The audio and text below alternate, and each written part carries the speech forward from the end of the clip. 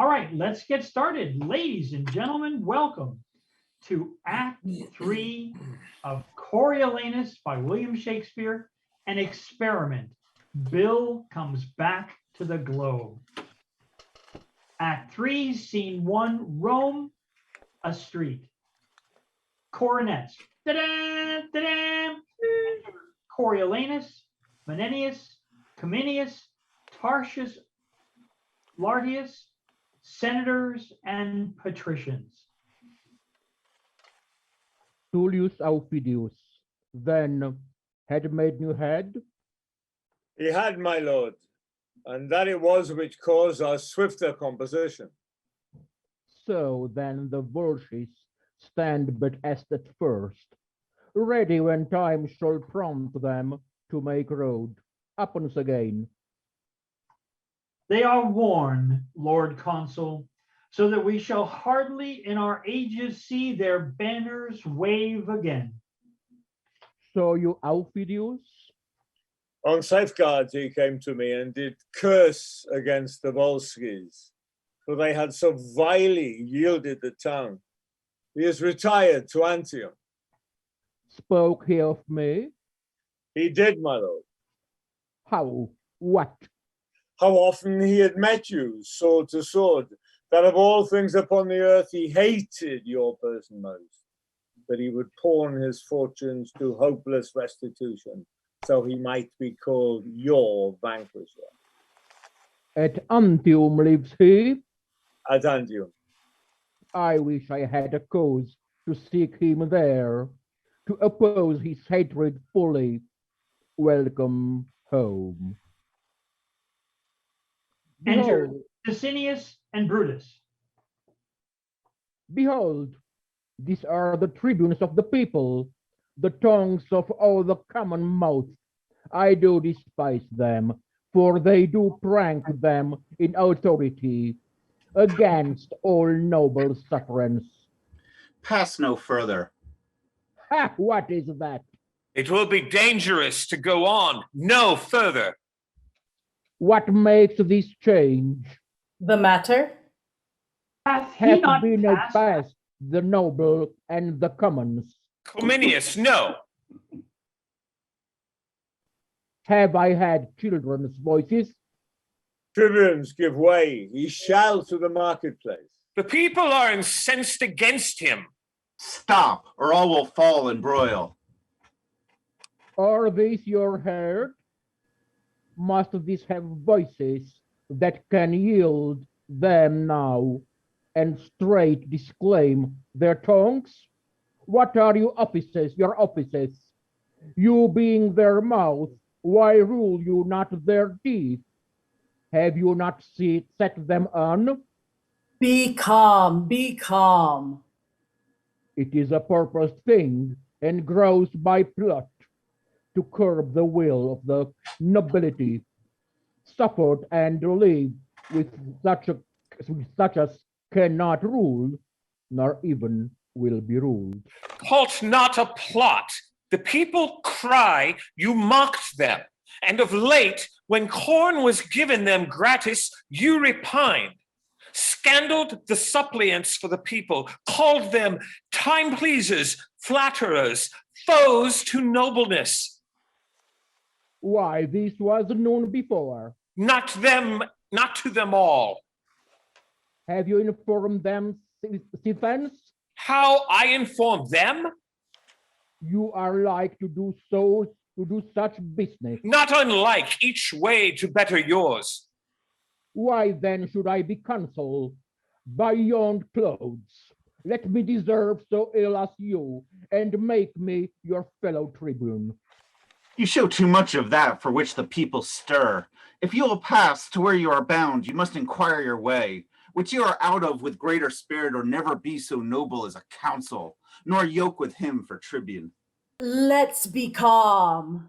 The people are abused, set on. This paltry becomes not Rome, nor has Coriolanus deserved this so dishonored rub, laid falsely, the plain way of his merit. Tell me of corn. This was my speech and I will speak again. Not now, not now. In this heat, sir, now. Now, as I live, I will. My nobler friends, I crave their pardons for the mutable, rank-scented many. Let them regard me as I do not flatter, and therein behold themselves. I say again, in soothing them, we nourish against our senate the cockle of rebellion, insolence, sedition, which we ourselves have flogged for, sowed, and scattered, by mingling them with us, the honored number, who lack not virtue, no, nor power, but that which they have given to beggars. Well, no more. No more words, we beseech you. How? No more. As for my country, I have shed my blood, not fearing outward force, so shall my lungs coin words till their decay against those missiles which we disdain should tetter us, yet sought the very way to catch them. You speak of the people as if you were a god to punish, not a man of their infirmity. 'Twere well we let the people know it. What? What? His color? Color, where I was as patient as the midnight sleep, by Jove, 'twould be my mind. It is a mind that shall remain a poison where it is, not poison any further. Shall remain. Hear you the stricken of the minnows? Mark you his absolute shall? Was from the cannon. Shall. Oh, good, but must unwise patricians, why, you grave but reckless senators, have you thus given Hydra leave to choose an officer, that with this peremptory shall, being but the horde and noise of the monster, wants not spirit to say he'll toward your current in a ditch and make your channel his? If he have power, then veil your ignorance. If none, awake your dangerous lenity. If our land, be not as common fools.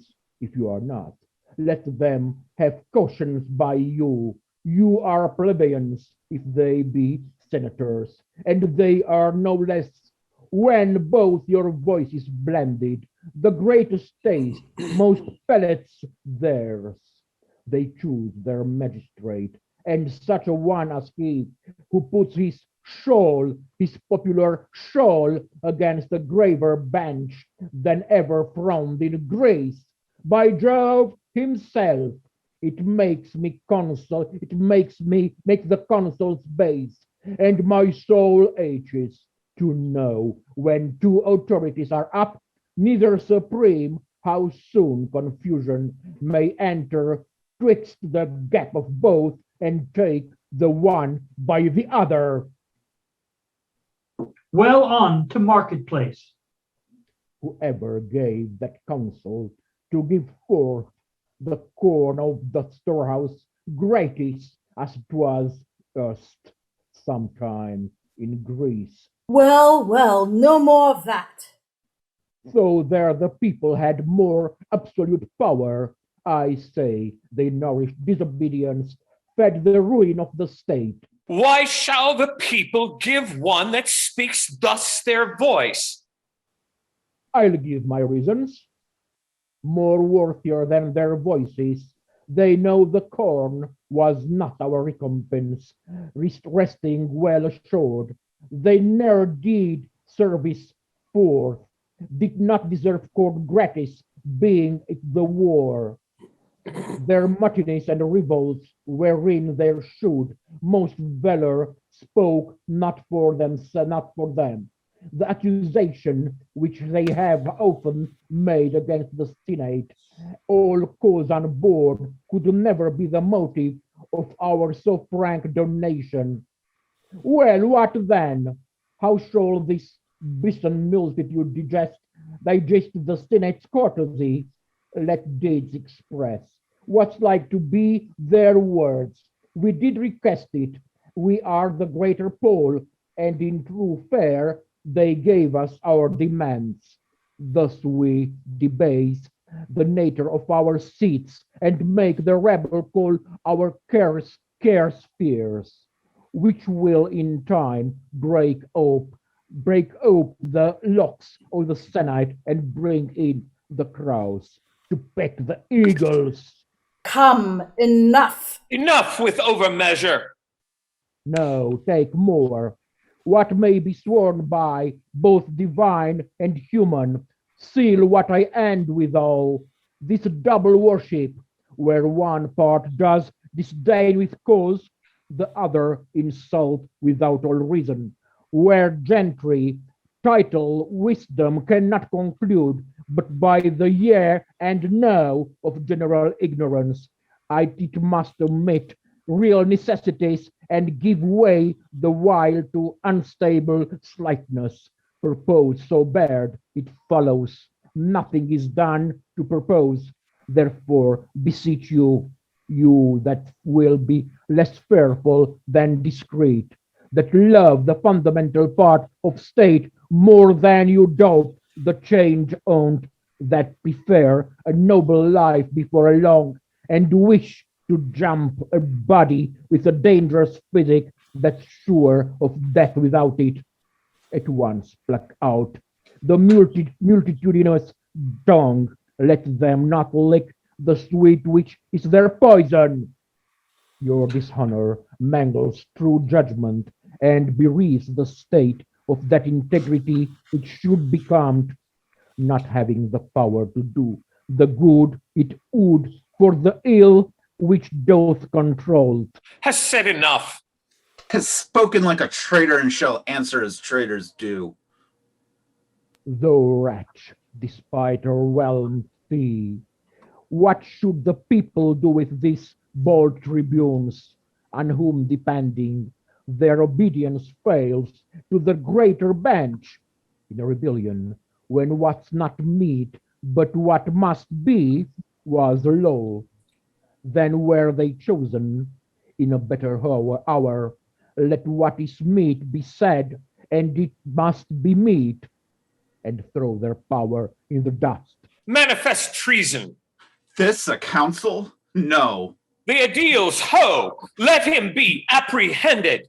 Go, call the people, in whose name myself attach thee as a traitorous innovator, a foe to the public weal. Obey, I charge thee, and follow to thine answer. Hence, old goat. Surety him. Aged sir. Hands off. Hence, rotten thing, or I shall shake thy bones out of thy garments. Help, ye citizens! Re-enter Brutus with aediles and a rabble of citizens. On both sides, more respect. Here's he that would take from you all your power. Seize him, aediles. Down with him! Down with him! Down with him! Down. Weapons! Weapons! Weapons! What No is bustle about Coriolanus. Patricians, Tribunes, patricians, citizens, Weapons! no, foes, Licinius, Brutus, Brutus! What is Coriolanus! about to be? I am out of breath. Confusion's near. I cannot speak. Tribunes, speak good, Licinius. Hear me, people. Peace. let's hear our tribune. peace. Speak, speak, speak. You are at point to lose your liberties. Marcius would have all from you. Marcius, whom late you have named for council. Fee, this is the way to kindle, not to quench. To unbuild the city and to lay all flat. What is the city but the people? True, the people are the city. The city. By the consent of all, we were established the people's magistrates. You so Shall remain. remain. And so are like to do. That's the way to lay the city flat, to bring the roof to the foundation, and bury all which yet distinctly ranges in heaps, and piles of ruin. This deserves death. Or let us stand to our authority, or let us lose it. We do here pronounce upon the part of the people in whose power we were elected theirs, Marcius is worthy of present death. Therefore, lay hold of him, bear him to the rock Terpian, and from thence into destruction cast him. Idaeus, seize him. Yield, Marcius. Hear me one word, beseech you, tribunes, hear me but one word. Peace, peace. Peace. But to you seem truly your country's friend, and temperately proceed to what you would, thus violently redress. Sir, those cold ways that seem like prudent helps are very poisonous where the disease is violent. Lay hands upon him and bear him to the rock. No, I'll die here. Draws his sword. There's some among you have beheld me fighting. Come, try upon yourselves what you have seen me. Down with that sword! Tribunes, withdraw a while. Lay hands upon him. Go, get you to your house. Be gone away, all will be naught else. Get you gone. Stand Down with back. them. Down with them. We have as many friends as enemies. Sham it be put to that. The gods forbid. I prithee, noble friend, home to thy house. Leave us to cure this cause. For 'tis a sore upon us. You cannot tent yourself. Be gone, beseech you. Come, sir, along with us. I would they were barbarians, as they are, though in Rome littered, not Romans, as they are not. So called I'd fought o' the Capitol. Be gone. Put not your worthy rage into your tongue. One time will owe another.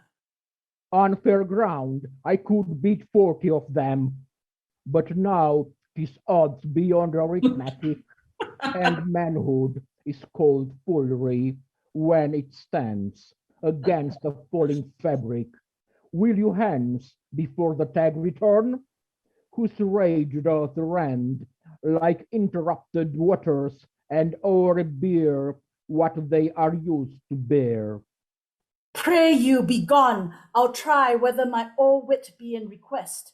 With those that have but little, this must be patched with cloth of any color. Nay, come away. This man has marred his fortune.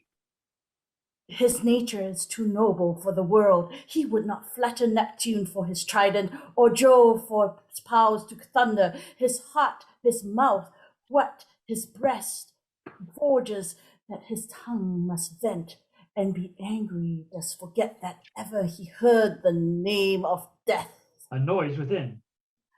Here's goodly work. I would they were abed. I would they were in Tiber. What the vengeance could he not speak and bear? Re-enter Brutus, Sicinius, and the rabble.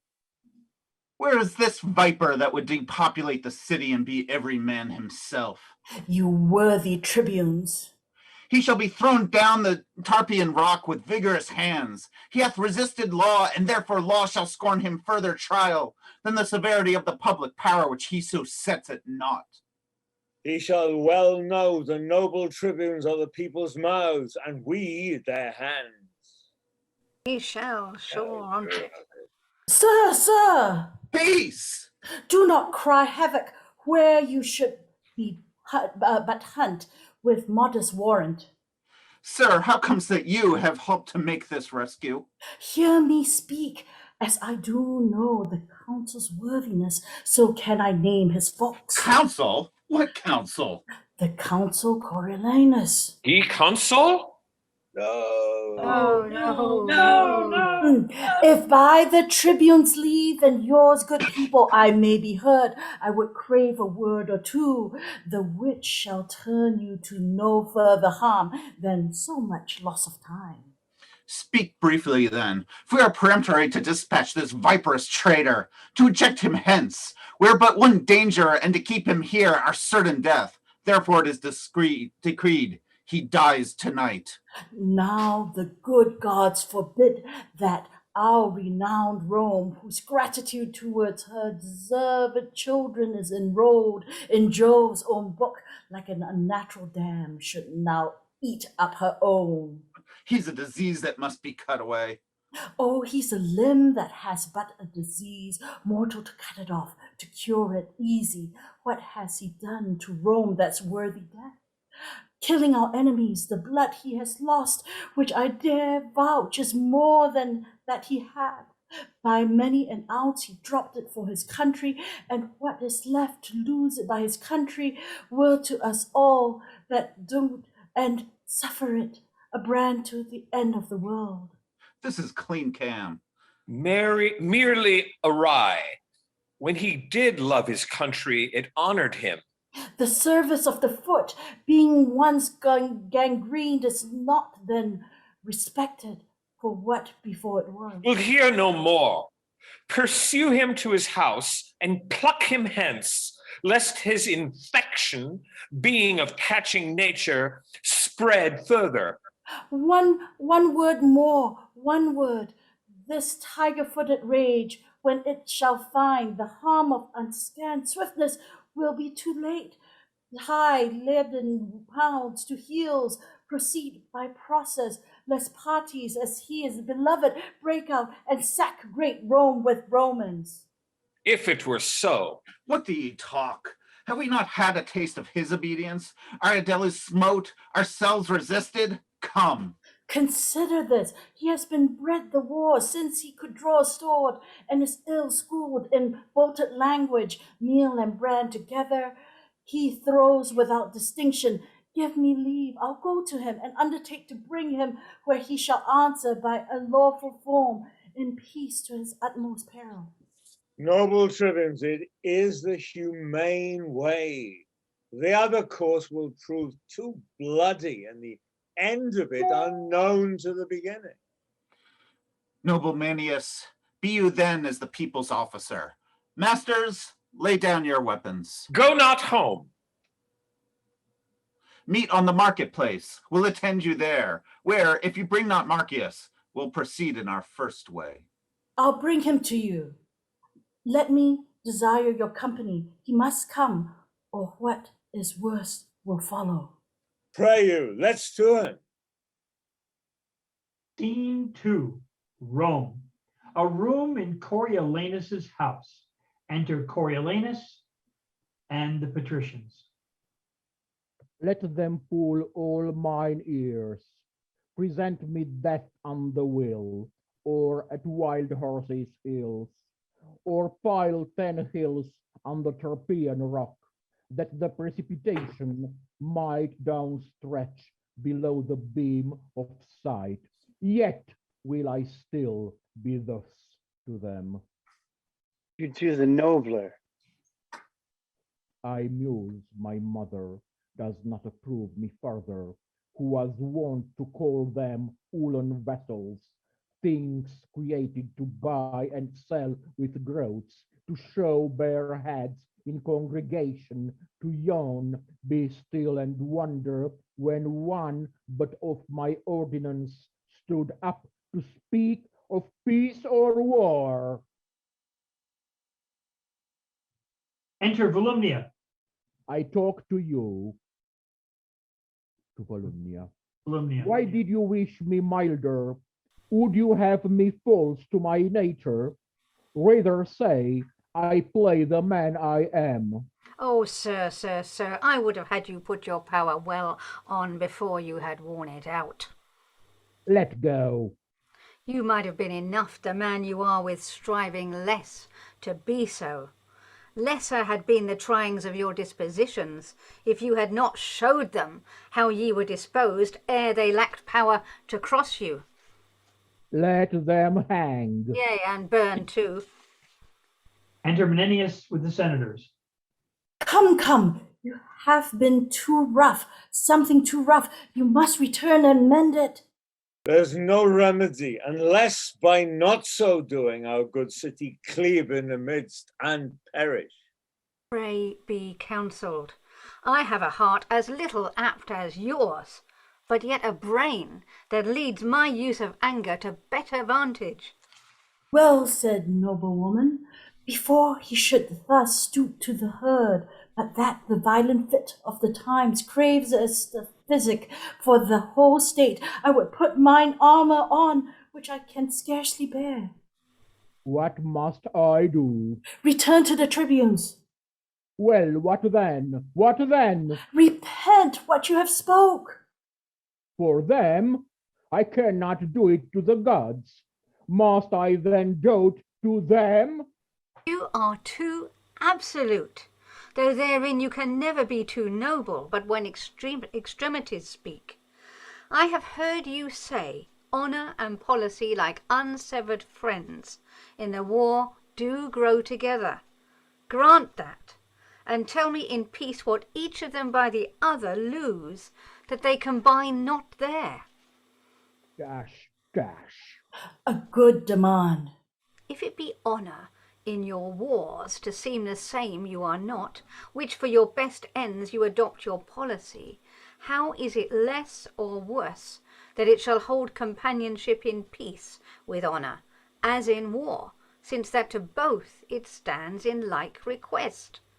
Why force you this? Because that now it lies you on to speak to the people, not by your own instruction, nor by the matter which your heart prompts you, but with such words that are but rooted in your tongue, though but bastards and syllables of no allowance to your bosom's truth. Now this no more dishonours you at all, than to take in a town with gentle words, which else would put you to your fortune and the hazard of much blood.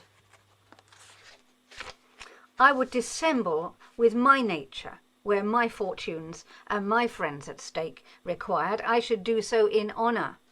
And I am in this your wife, your son, these senators, the nobles, and you will rather show our general louts how you can frown than spend a fawn upon them for the inheritance of their loves, and safeguard of what that want might ruin. Noble lady, come, go with us, speak fair. You may solve so, not what is dangerous present, but the loss of what is past. I prithee now, my son, go to them with this bonnet in thy hand, and thus far having stretched it, here be with them, thy knee bussing the stones. For in such business action is eloquence, and the eyes of the ignorant more learned than the ears. Waving thy head, which offers thus, correcting thy stout heart, now humble as the ripest mulberry that will not hold the handling, or say to them, thou art their soldier, and being bred in broils hast not the soft way which, thou dost confess, were fit for thee to use as they to claim, in asking their good loves. But thou wilt frame thyself, forsooth, hereafter theirs, so far as thou hast power and person.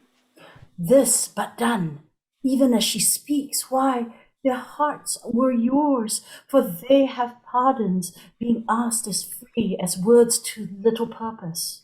Prithee now, go, and be ruled, although I know thou hadst rather follow thine enemy in a fiery gulf than flatter him in a bower. Enter Here is Cominius. Cominius. I have been in the marketplace, and sir, 'tis fit you make strong party, or defend yourself by calmness, or by absence. All's in anger. Only fair speech. 'Twill, I think, serve if he can dare to frame his spirit. He must and will. Prithee now, say you will, and go about it. Must I go show them my unbarbed scones? Must I with my base tongue give to my noble heart a lie that it must bear? Well, I will do it. Yet, were there but this single plot to lose, this mode of Martius, they to dust should grind it and throw it against the wind to the marketplace, you have put me now to such a part which never I shall discharge to the life. Come, come, we'll prompt you. I prithee now, sweet son, as thou hast said my praises, made thee first a soldier. So, to have my praise for this, perform a part that thou hast not done before. Well, I must do it. Away my disposition, and possess me some harlot spirit. My throat of war be turned, which queered with my drum into a pipe, small as an eunuch, or the virgin voice that babies lulls asleep. The smiles of knaves stand in my cheeks, and schoolboys' tears take up the glasses of my sight. A beggar's tongue make motion through my lips, and my armed knees, who bowed but in my stirrup, bend like his that hath received an alms. I will not do it, lest I surcease to honor mine own truth, and by my body's action teach my mind a most inherent baseness. At thy choice, then. To beg of thee, it is my more dishonour than thou of them. Come all to ruin. Let thy mother rather feel thy pride than fear thy dangerous stoutness. For I mock at death with as big a heart as thou. Do as thou list. Thy valiantness was mine. Thou suck'st it from me. But oh, thy pride thyself. Pray, be content. Mother, I am going to the marketplace. Chide me no more. I'll mountebank their loves, cog their hearts from them, and come home beloved of all the trades in Rome. Look, I am going. Commend me to my wife. I'll return consul, or never trust to what my tongue can do. I've way of flattery further. Do your will. Away, the tribunes do attend you. Arm yourself to answer mildly, for they are prepared with accusations, as I hear, more strong than are upon you yet. The word is mildly. Pray you let us go. Let them accuse me by invention. I will answer in mine honor.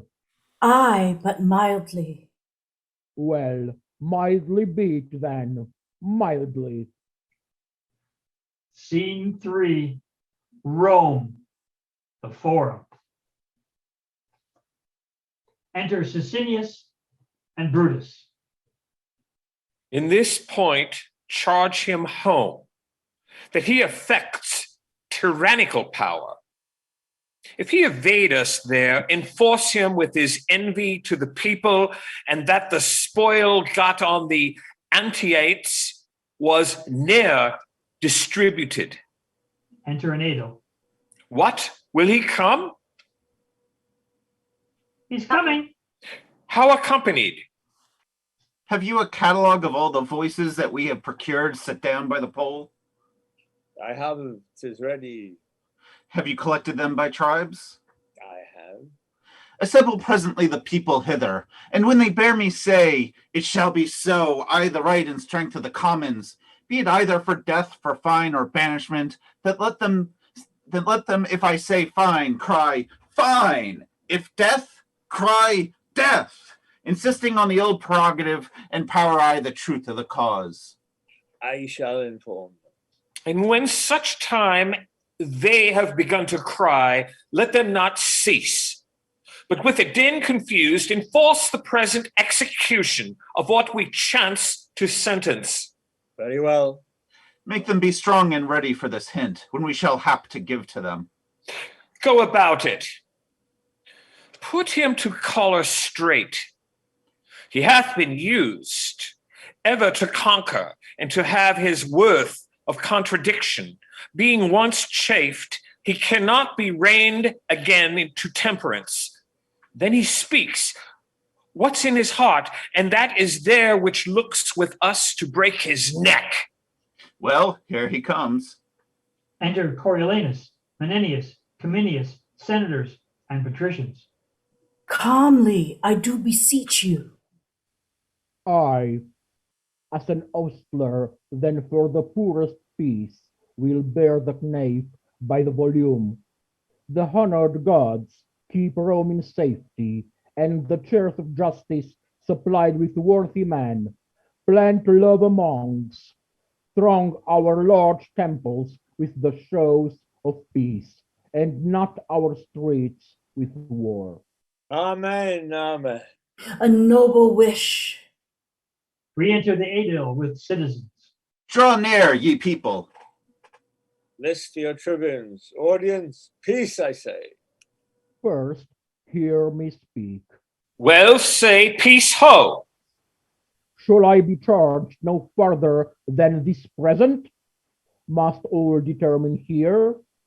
I do demand, if you submit you to the people's voices, allow their officers and are content to suffer lawful censure for such faults as shall be provided upon you. I am content. Lo, citizens, he says he is content. The warlike service he has done. Consider, think upon the wounds his body bears, which show like graves by the holy churchyard. Scratches with briars, scarce to move, laughter only. Consider further that when he speaks not like a citizen, you find him like a soldier. Do not take his rougher accents for malicious sounds, but as I say, such as become a soldier rather than envy you. Well, no more. What is the matter? That being passed for consul with full voice, I am so dishonored that the very hour you take it off again? Answer to us. Say then, 'tis true, I ought so. We charge you that you have contrived to take from Rome all seasoned office and to wind yourself into a power tyrannical, for which you are a traitor to the people. How? Traitor? Nay, temperately, your promise. The fireside the lowest hell fold in the people. Call me their traitor, thou injurious tribune. Within thine eyes set 20,000 deaths. In thy hands clutched as many millions. In thy lying tongue both numbers, I would say, though lies. Unto thee with a voice as free as I do pray the gods. Mark you this, people? To the rock, to the rock. To the rock with him. Peace! We need not put new matter to his charge. What you've seen him do and heard him speak, beating your officers, cursing yourselves, opposing laws with strokes, and here defying those whose great power must try him. Even this, so criminal in such capital kind, deserves the extremest death. But since he hath served well for Rome, What do you pray to service? I talk of that know it. You? Is this the promise that you made your mother? No, I pray you. I'll know no farther. Let them pronounce the steep European death. Vagabond exile, flaying, pent to linger, but with a grain a day. I would not buy their mercy at the price of one fair word, nor check my courage for what they can give to heft my saying good morrow. For that he has, as much as in him lies from time to time, envied against the people, seeking means to pluck away their power, as now at last given hostile strokes, and that not in the presence of dreaded justice, but on the ministers that do distribute it.